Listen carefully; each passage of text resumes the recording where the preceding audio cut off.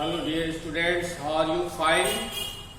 I hope that you will be passing your time with fun, enjoyment, study all together. In last class we started studying subject verb agreement. In that class I made you understand what are the rules of the subject agreement and subject verb agreement and its applications. Since it was your first lecture, so some of you may have forgotten what I told you. Today I shall make you understand point by point each and everything and the applications of subject verb agreement.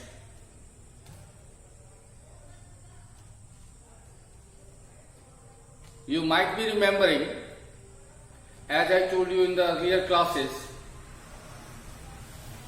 that subject verb agreement, as its name reflects, is about the agreement of the verb with the respective subject.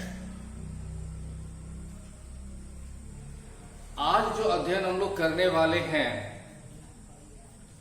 Subject verb agreement के पहले class में, जो कि आपकी introduction class थी, मैंने आपको समझाया था कि सब्जेक्ट वर्ब एग्रीमेंट को अगर आप समझोगे नाम से तो आपको समझ में आएगा। सब्जेक्ट के साथ साथ वर्ब की एग्रीमेंट, एग्रीमेंट मतलब सहमति, यानी जैसा सब्जेक्ट उसी तरह की क्रिया होनी चाहिए। अगर सब्जेक्ट सिंगुलर है तो क्रिया सिंगुलर, अगर सब्जेक्ट प्लूरल है तो क्रिया प्लूरल। 99.9% यही होना है। कहीं कहीं अपवाद होंगे, उन अपवादों को भी हम लोग साथ में पढ़ते जाएंगे, समझते जाएंगे। तो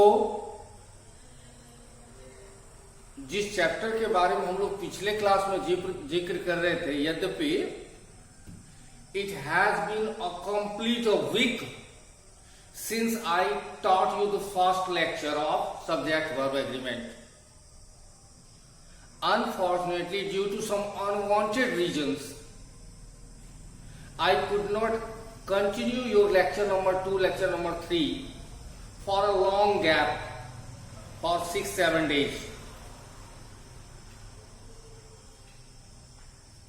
And I hope that you will excuse me, you will forgive me for your inconvenience. The chapter which we are going to study today is an eye-opener for us. It will break many of our misconceptions regarding the grammar. जिस chapter को आज हम लोग पढ़ने वाले हैं, यह हमारी कई चीजों में आंखें खोलेगी, समझाएगी। अरे अभी तक तो हम लोग ये समझ रहे थे और ये चैप्टर हमें बता रहा है कि ये ना होकर के ये होना है। जैसे आपने देखा होगा कि कई लोग, कई अच्छे अच्छे जानकार लोग भी, everybody were present, each one of us have gone to Patna. They commit such mistakes on the regular basis, and this mistake transforms into their blunder. So we do not have to make such mistakes, and this chapter tells us the same thing.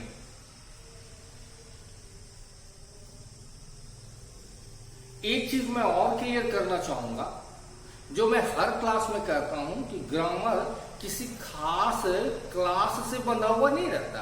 कि कोई पूछे कि ये sir 12वीं के लिए है या 11वीं के लिए है या कॉम्पिटिटिव एग्जामिनेशंस के लिए है, मैं कहूंगा ये सब के लिए है। ये 9वीं क्लास में जो पढ़ रहे हैं, 10वीं क्लास में भी जो पढ़ रहे हैं, उनके लिए भी है। ग्रामर सार्वभौमिक होता है, वो सबको सीखना जाना। टेंस कहेंगे क्या? क्या टेंस आपने 9वीं में नहीं पढ़ी है? अभी भी तो पढ़ रहे हो। कई लोगों ने वॉइस और नरेशन मैट्रिक में पढ़ लिया, फिर भी तो पढ़ रहे हो। आर्टिकल पहले पढ़ा था, फिर भी तो पढ़ रहे हो। यानी इसका मतलब ये है कि वो सारी चीजें जो आप अभी सीख रहे हो वो सबके लिए जरूरी, चाहे वो 11th हो, 12th हो या कॉम्पिटिटिव है। ये चैप्टर खास करके कॉम्पिटिटिव एग्जामिनेशन वाले के लिए बहुत वैल्यूबल होने वाला है। कॉमन एरर्स वगैरह में उनको बहुत मदद करती है इससे। मैं एक इंफॉर्मेशन और देना चाहता हूं आपको कि बहुत जल्दी 1-2 क्लास के अंदर में ही 11th का भी क्लास शुरू हो रहा है। तो आपके जो जूनियर हैं, चाहे वो आपका भाई हो, भतीजा हो, भांजा हो या अड़ोस पड़ोस का कोई बच्चा हो जो 11th में पढ़ता हो, उनको ज्वाइन करवाइए। आने वाले क्लासेस को उनको कहिए कि अटेंड करें, वो समझे उन सब चीजों। तो चलिए पॉइंट बाय पॉइंट, जैसे आपने पिछले क्लास में क्या समझा, ज्यादा नहीं, ज्यादा दिमाग नहीं लगाना उसमें क्या क्या क्या क्या क्या क्या क्या होगा, कुछ नहीं। हमें केवल ये जान लेना है कि सिंगुलर क्रिया कौन सी और प्लूरल क्रिया कौन सी। और जो पिछली क्लास पर लेक्चर 1 छोड़े हैं वो जरूर पिछले क्लास को चेक कीजिए, पढ़िए। उसमें एक टेबल बना हुआ था, आपने देखा होगा कि लिखा था कि इज सिंगुलर है तो आर प्लूरल है, डज सिंगुलर है तो डू प्लूरल है। ये याद रखना, इसमें भ्रम कई लोगों को होता है। नाउन में एस या यस लगेगा तो वो प्लूरल हो जाएगा, लेकिन क्रिया में एस या यस लगेगी तो वो सिंगुलर।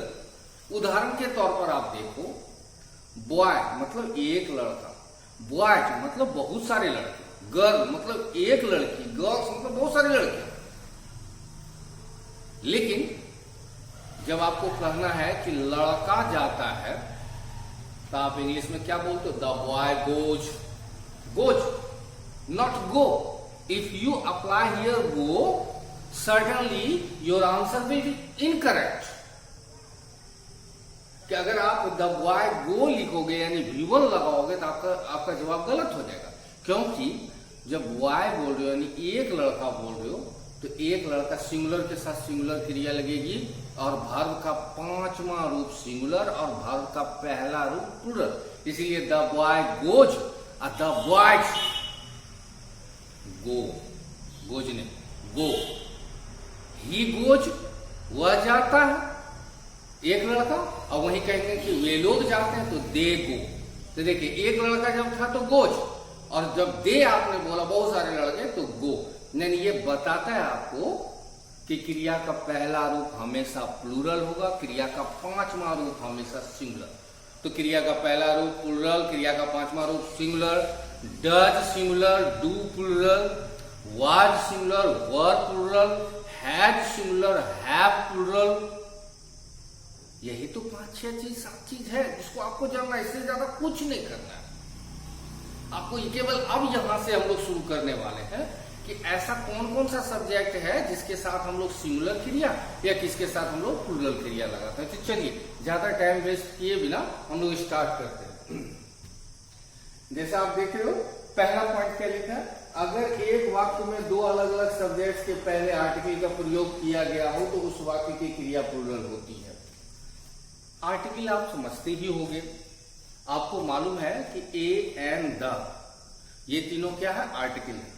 अब हम लोग एक बार फिर से पॉइंट को समझें कि अगर एक वाक्य में 2 अलग अलग सब्जेक्ट यानी 2 सब्जेक्ट हो एक ही वाक्य में, हाँ, और दोनों के पहले कोई कोई आर्टिकल लगाओ यानी ए या एन या द लगाओ, तो उस वाक्य की जो क्रिया होगी वो क्या हो जाएगी? प्लूरल। ध्यान से सुनिए, उसकी क्रिया क्या हो जाएगी? प्लूरल। जैसे a farmer and an engineer, आप यहां गौर से देखिएगा, a farmer and an engineer. आप यहां देखो फार्मर के पहले ए लगा है और इंजीनियर के पहले क्या लगा है? एन लगा है, यानी 2 आर्टिकल लगी है। इसलिए आप यहां हैज कम नहीं लगा करके क्या लगाओगे? हैव। दूसरा फिर देखें, the director and the principal. आप यहां गौर करो, डायरेक्टर के पहले भी आपने द यूज किया है और प्रिंसिपल के पहले भी द लगाया है, यानी 2 सब्जेक्ट के पहले क्या लग गया है? आर्टिकल। यानी कि हम बार बार कह रहे हैं कि कोई जरूरी नहीं है कि दोनों द ही होता, हो सकता है ए और द रहता है, लेकिन आर्टिकल लगा होना चाहिए दोनों के पहले। तो हर कीमत में उसकी क्रिया क्या हो जाएगी, प्लूरल। जैसा यहां देखें, the director and the principal were talking about you, was नहीं, यहां क्या लगेगा, वर, क्योंकि आप जानते हो वर प्लूरल। दूसरा पॉइंट इसको ठीक से, इसका उलट है, अगर किसी वाक्य में सब्जेक्ट्स दो हों परंतु आर्टिकल केवल प्रथम सब्जेक्ट के पहले लगा हो, अगर किसी वाक्य में दो सब्जेक्ट है लेकिन आर्टिकल केवल प्रथम सब्जेक्ट के पहले लगा हो, तो उस वाक्य की क्रिया सिंगुलर होती है। अब आप गौर से देखिए क्या लिखा है, अ फार्मर एंड इंजीनियर। यहां देखिए, a farmer and an engineer, यानी फार्मर के पहले ए और इंजीनियर के पहले क्या लगा था, एन। लेकिन यहां पे देखते हैं, अ फार्मर एंड इंजीनियर, यानी यहां फार्मर के पहले तो ए लगा है लेकिन इंजीनियर के पहले एन नहीं लगा, आर्टिकल नहीं लगी है, तो आपने क्या लिखा, हैज कम। जैसे दूसरा उदाहरण, द डायरेक्टर एंड प्रिंसिपल, ऊपर वाला मुख्य, the director and the principal, यानी इसमें दोनों के पहले आर्टिकल था, लेकिन यहां क्या है, the director and principal was talking about you. तो क्या समझा आपने कि अगर दोनों सब्जेक्ट के पहले आर्टिकल लगा हो, चाहे वो दोनों आर्टिकल ए एन हो या द हो, कुछ भी ए एन दी में से, तो क्रिया प्लूरल। अगर केवल पहले के पहले लगा हो तो क्रिया सिंगुलर। अब सवाल उठता है, ऐसा क्यों सर, इसका कारण क्या है। अब आप देखिए, the director and the principal, अगर आपने दोनों के पहले द लगाया है, इसका मतलब यहां पर एक आदमी नहीं बल्कि दो अलग अलग आदमी है, यानी एक आदमी डायरेक्टर है और एक आदमी क्या है, प्रिंसिपल है, दो अलग अलग आदमी। अगर दोनों पहले द लगा, लेकिन अगर केवल आगे में द डायरेक्टर एंड प्रिंसिपल लिखा हो, यानी केवल डायरेक्टर के पहले द लगा हो, प्रिंसिपल के पहले द नहीं लगा, इसका मतलब एक ही आदमी है जिसके हाथ में दो पद है, यानी वही आदमी डायरेक्टर भी है और वही आदमी प्रिंसिपल है, इसलिए उसको क्या कहते हैं, सिंगुलर। जैसे ए फार्मर एंड इंजीनियर, इसका मतलब वही आदमी किसान भी है और इंजीनियर। आप लोगों में से कई लोगों को आश्चर्य लगता होगा, इंजीनियर किसान कैसे हो जाएगा। बहुत सारे इंजीनियर्स ऐसे हैं जिन्होंने स्वेच्छा से अपनी इंजीनियरिंग छोड़ दी और बड़े बड़े, अब ये तो नहीं हल लेकर के खेत में चल रहे, वो अपने दिमाग से, चूंकि पढ़े लिखे लोग हैं तो बड़े पैमाने पर खेती कर रहे हैं, बहुत ज्यादा पैसा कमा रहे हैं, तो उनका एक अलग तरीका है। तो ए फार्मर एंड इंजीनियर, यानी वही आदमी किसान भी है और इंजीनियर भी है, दोनों। अगर दोनों के पहले आर्टिकल यानी a farmer and an engineer लिखा होता, इसका मतलब एक आदमी अलग से किसान है और दूसरा क्या है, इंजीनियर है, दो आदमी। जैसे ऊपर वाला में वहां दो आदमी की चर्चा, यहाँ एक ही आदमी दोनों है, यानी क्या है, किसान भी है और इंजीनियर, इसलिए इसमें सिंगुलर है। अब यहां पर एक क्वेश्चन आपके दिमाग में निश्चित रूप से चलेगा, a question must be going on in your mind, sir will article be used only before the first subject, can we not use the article before the second subject।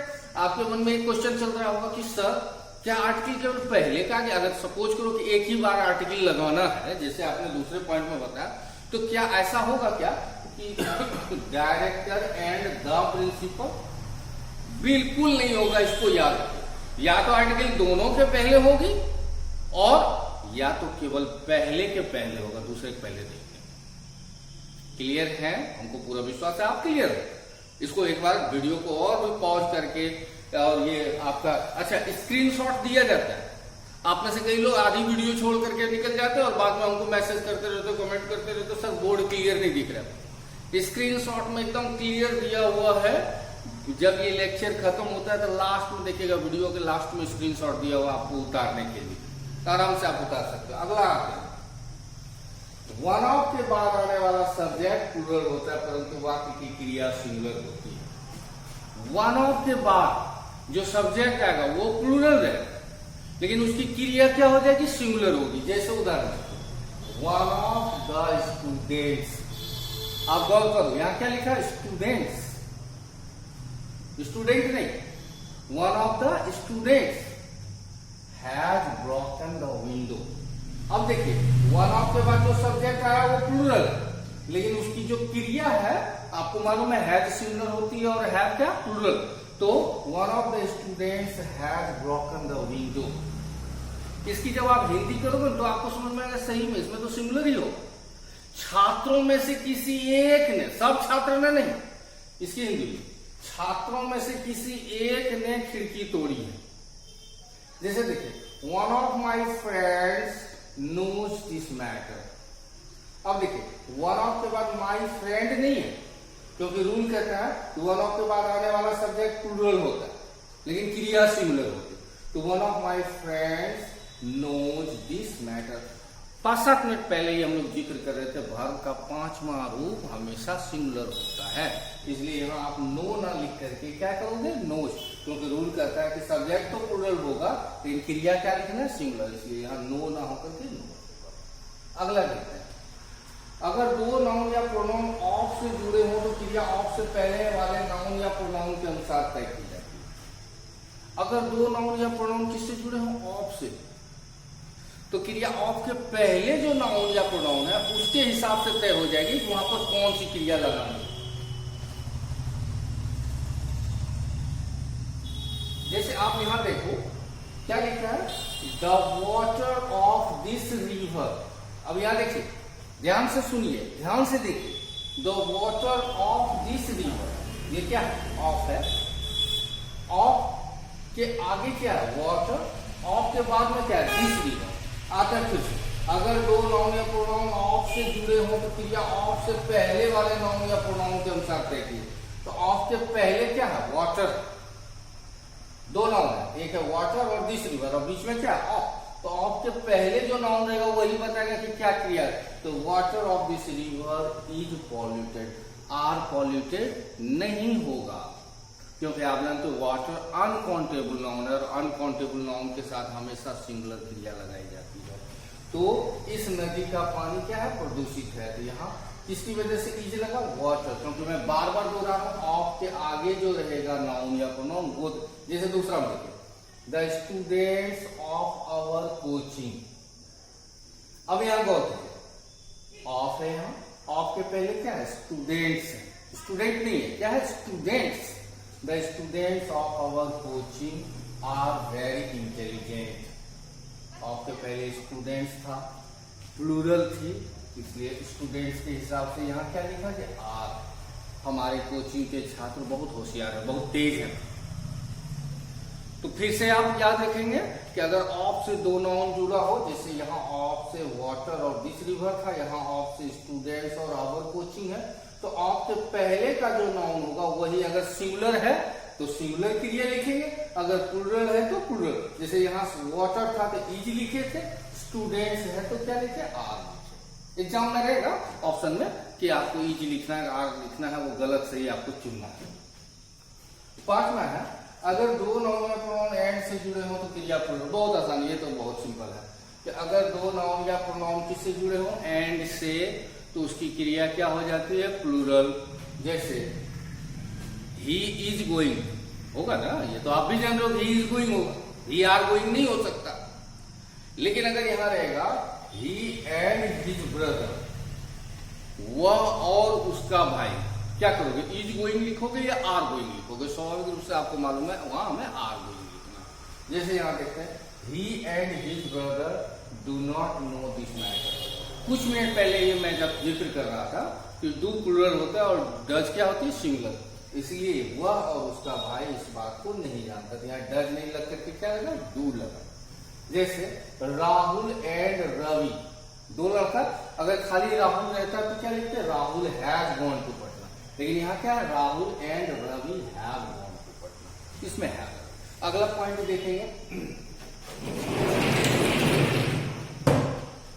छठा, थोड़ा अनोखा है, थोड़ा डिफरेंट है, थोड़ा डिफिकल्ट भी है।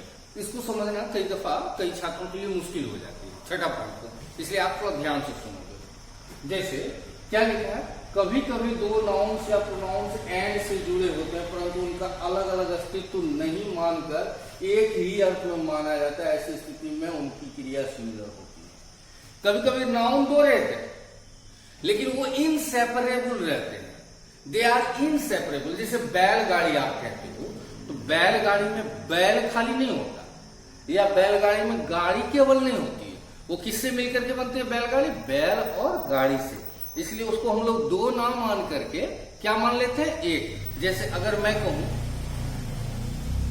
कि मछली और चावल मेरा प्रिय भोजन है, या रोटी और मक्खन मेरा प्रिय भोजन है, तो दोनों है तो दो चीज, मछली और चावल, लेकिन दोनों का अपना कोई स्वतंत्र अस्तित्व नहीं, अलग अलग नहीं, दोनों मिल करके मेरा प्रिय भोजन है। जैसे जब मैं मछली चावल खाऊंगा तो सुबह में मछली और खाने के बाद, डकार मारने के बाद, पानी पी लेने के बाद रात में चावल नहीं खाऊंगा, दोनों को मैं एक साथ ही खाऊंगा।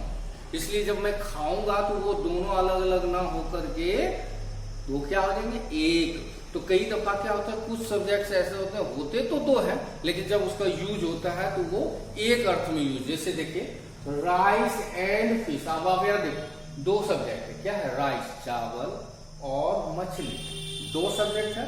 Rice and fish is my favourite food. Favourite को हिंदी में प्रिय कहते हैं। मछली चावल या चावल और मछली मेरा प्रिय भोजन है। इसमें सब्जेक्ट दो है, एक राइस है और एक फिश है। दिखने से तो ऐसा लगता है कि निश्चित रूप से इसमें आग होना चाहिए, लेकिन जैसा मैं थोड़ी देर पहले आपसे कह रहा था कि ऐसी स्थिति में जब दोनों को हम अलग नहीं कर सकते हैं तो उसको दो सब्जेक्ट ना मान करके एक मान लिया जाता है, और उसकी क्रिया भी सिंगुलर ही रहती है। जैसे बुलॉक एंड कार्ट, बैल और गाड़ी। बुलॉक बैल एंड कार्ट, गाड़ी बैल और गाड़ी।